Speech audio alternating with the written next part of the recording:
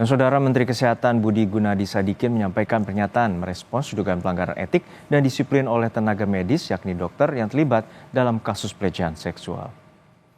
Salah satu yang dibahas dalam jumpa pers kali ini ialah kasus pemerkosaan yang dilakukan dokter PPDS di Rumah Sakit Hasan Sadikin, Bandung.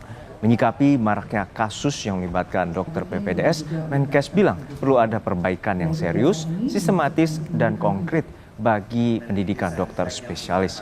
Selain Menteri Kesehatan, jumpa pers juga dihadiri Menteri Pendidikan Tinggi, Sains dan Teknologi, lalu Direktur Utama Rumah Sakit Hasan Sadikin Bandung, hingga Rektor Universitas Pajajaran.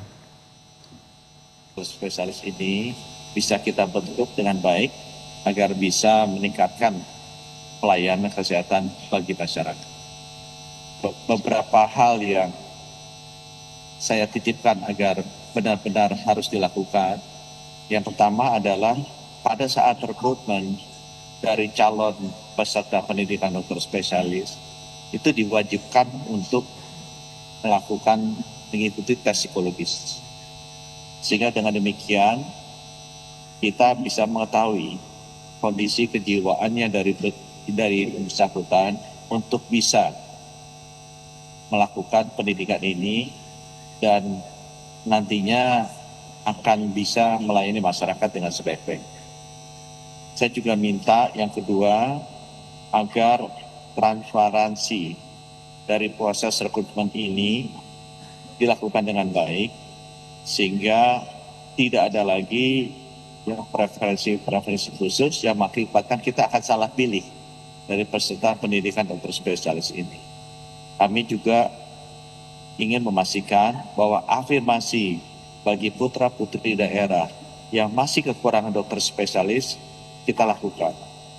Karena kita sudah hampir 80 tahun mereka, distribusi dokter spesialis ini selalu bermasalah.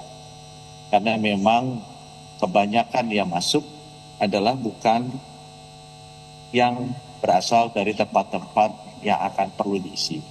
Sehingga perlu sekali afirmasi bagi putra-putri daerah untuk mengisi formasi dokter-dokter spesialis yang banyak sekali kosong di kota-kota di luar Jawa. Menteri Pendidikan Tinggi, Sains dan Teknologi Brian Yuliarto mengatakan kasus kekerasan dalam dunia pendidikan merupakan alarm untuk mengevaluasi sistem pendidikan di Indonesia. Sejumlah langkah koordinasi berbagai bidang perlu dilakukan untuk mendapatkan sistem pendidikan yang bermartabat.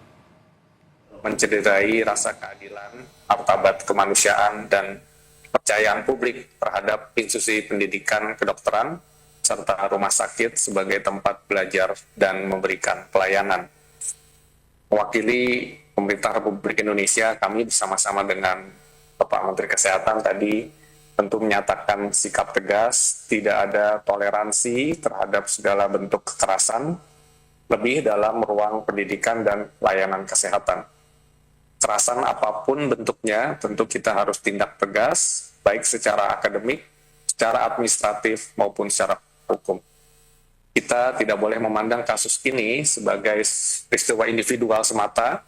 Tadi Pak Menkes juga sudah menyampaikan beberapa kasus-kasus lainnya, melainkan juga tentu sebagai alarm atas perlunya evaluasi dalam sistem pendidikan profesi kedokteran kita. Selanjutnya kami tentu mengapresiasi langkah cepat Universitas Pajajaran, Bapak Rektor, Bapak Dekan, serta seluruh jajarannya